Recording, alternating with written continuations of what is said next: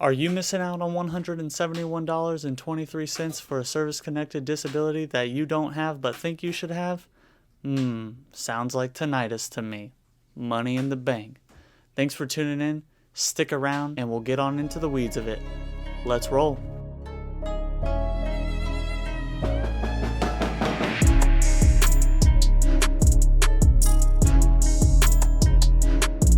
Hey y'all, how's it going? And welcome back to Drop Ramp Intel, where today we're talking about a service connection for tinnitus. That's right, it is the number one most claimed disability among all service-connected veterans. Go figure, right? It's no secret that in the military, you're around a lot of weapons, you're around explosions, you're around loud machinery. All of those combined over many, many years, or just short impacts of time, can cause a lasting effect on your hearing. Yeah, it may cause hearing loss. However, I'm not even going to get into that one today, because most of the time, believe it or not, if you have hearing loss and you have hearing aids prescribed, that's a big fat 0, and we're trying to get points on the board. So if you don't have any, let's go get some. Yeah, I get it. Tinnitus is a 10% service connection if awarded. However, that's not bad. Getting points on the board is what it's all about when you're trying to get service connected for any disabilities and climb up the ladder. It can be a long road for some, and it can be a pretty short and sweet road for others. But you have to know what you're looking at so you can plan your future and see what service connected disability percentage comes along with each claim. So tinnitus, like I said before, it is a maximum of a 10% rating. How do I know that? Well, I'm not pulling it out of thin air. I am pulling it from black and white legal documents from the 38 CFR Chapter 1, Part 4. I'll leave the link down in the description below so y'all can take a look at it and check it out for yourselves. Control F will be your best friend when searching through this, but I'm going to go ahead and read it for you to prove my point that it is a maximum of 10%. So if you go into the 38 CFR, you type in hearing with Control F, type in tinnitus, right, and it's going to bring you down to the first page.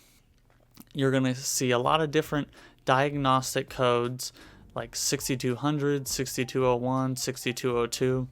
You need to skip all those. What you're looking for in tinnitus for the 38 CFR is 6260. Okay, it states tinnitus recurrent. Tinnitus recurrent, what is that? Well, let's read a little bit more and see what it says.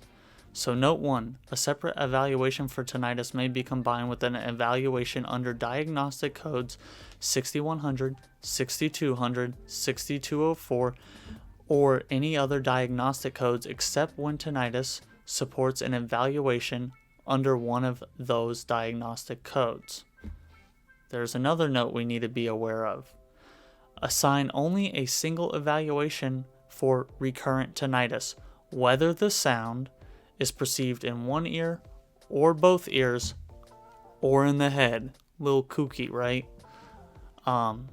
Basically, in layman's terms, what this is saying is it doesn't matter if you have tinnitus in one ear or you have it in the other ear, as long as you have it and it is recurrent, you should be granted a service connection for tinnitus. Of course, you have to have the 3 documents to prove your point before filing this claim, and those are going to be a diagnosis, symptomologies, and a medical nexus linking it to service. Well, if you're in service or you just got out of service, you probably have your medical records by now, and I hope you guys do. If you don't, you need to get on that. But within those medical records, every single year when you're doing those periodic health assessments and trying to stay green up on MedPros, hearing is part of that, okay? I'm sure you went to the hearing booth, you clicked the little button, sometimes you might have fallen asleep in there, who knows? It gets pretty quiet. Sometimes you can't hear stuff. Sometimes you hear too much stuff.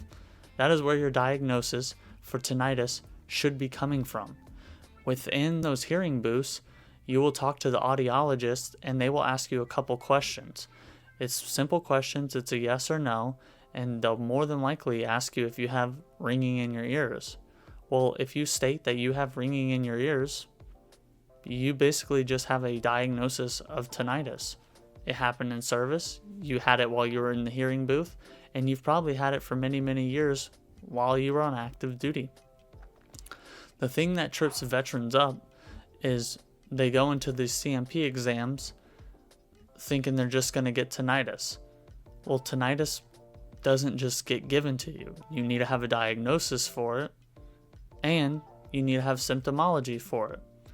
If you go in there and you only have tinnitus sometimes, but not all the time, well, there's your answer right there. In the 38 CFR, it states right there, tinnitus recurrent. Recurrent means all the time. So if you have ringing in your ears all the time, well, you got tinnitus and you could be looking at a 10% rating. However, if you have tinnitus infrequent or tinnitus on occasion, it does not state anything about those two in the 38 CFR, and you're going to come back with a 0% rating. Even though you have tinnitus, it's not the right symptomology because you're not showing tinnitus recurrent. Keep that in mind when you guys are going into your hearing CMP. They're probably going to ask you questions, and if you had already talked to, some audiologist on post before you left service, you probably have tinnitus recurrent on there. Well, you need to tell the CMP examiner you have tinnitus all the time. Does it bother you a little, or does it bother you a lot? I don't know. Those are your symptoms, not mine. But what I do know is if you don't have ringing or buzzing or clicking or something in your ears that causes you issues, recurrent, you are not going to get a service connection for tinnitus, or if you do, they're going to service connect you at 0%. Something like that. You're rolling the dice on that one. You guys need to watch what you're saying to these CMP examiners, especially if you already have the documentation for it stating that you are tinnitus recurrent. Then why would you tell a CMP examiner you're not? You are. It's probably a good idea to not only gather your own medical records, okay, because you should always do that, but you guys should know that there is a valuable resource, the Duty MOS Noise Exposure List. It was put out by the Department of Veterans Affairs along with the collaboration of all the armed forces, okay? And in this document, it has a list of every MOS from every branch of service, and it gives you a probability rating of high, moderate, and low. Depending on what your MOS is within that list, it could boost your chances of winning a service connection claim for tinnitus along with your medical documents you already have. And let me go ahead and dive into this one paragraph so you guys know what I'm talking about. In the Duty MOS Noise Exposure Letter put out by the Department of Veterans Affairs in collaboration with all branches of the armed forces, this is what it states. This letter introduces the Duty MOS Noise Exposure Listing, a rating job aid for determinations regarding service connection of hearing loss and or tinnitus. Hearing loss. We're talking about just tinnitus. That's what you need to focus on. The Duty MOS Noise Exposure Listing is a compilation of Department of Defense verified list of military occupational specialties and the corresponding probability of hazardous noise exposure. Use of a single listing of duty positions and probability of exposure to hazardous noise will help to standardize the process of these claims. And if you continue to read, it further states, if there is no documented evidence of an in-service illness, injury, or event which the claim condition could be associated, the Duty MOS Noise Exposure Listing will be considered. Based on the veteran's records, each Duty MOS Air Force Specialty Code This letter goes on to state, if there is no documented evidence of an in-service illness, injury, or event in which the claim condition could be associated, the duty MOS noise exposure listing will be considered.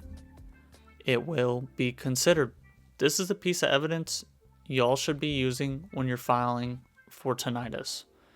Based on the veteran's record, each duty MOS, Air Force Specialty Code rating, or duty assignment documented will be reviewed for a determination as to the probability of exposure to hazardous noise on the duty MOS noise exposure listing. If the duty position is shown to have a probability of high or moderate probability of exposure to hazardous noise, exposure to such noise will be conceded for purposes of establishing an in-service event. Okay, let me say that one more time. If the duty position is shown to have a high probability or moderate probability of exposure to hazardous noise, exposure to such noise will be conceded for purposes of establishing the in-service event. So for all of y'all out there who may not have your medical evidence, it says it right there in black and white that this document will be conceded for establishing the in-service event. However, it does state in such cases where there is sufficient evidence of a current disability and the in-service exposure to hazardous noise is conceded based on the duty MOS noise exposure listing, we would be obligated to request a VA examination and opinion to determine if there is a medical nexus. So what they're telling you is that you will still have to attend a VA examination to determine if there is a medical nexus. The level of probability of exposure conceded, such as high probable or moderate, should be included in the information provided to the examiner in the body of the examination request. If you further go down this document, you will see that the Army has published their MOSs, the Air Force, the Navy, the Marine Corps, the Coast Guard. I think even the Merchant Marines are on here. We got all kinds of stuff, guys. So what you need to do is get this document, look up and see if your MOS is on it, and then see if you're a high probability, moderate, or low. If you guys were an infantryman, you're a high probability based off this list, and it makes sense. If you guys were artillery or indirect fire, also high probability. Heck, if you were a firefighter, high probability. If you are a signals intelligence analyst, it says low probability. But if you are one of those, I would go ahead and throw this in your documentation when you file for tinnitus anyways. You might need buddy letters or some sort of statements other than this. But you know, this can only help you, not hurt.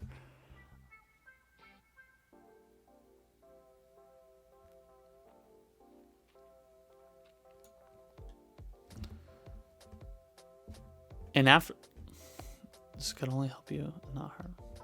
And after you guys have found your MOS on this, just go ahead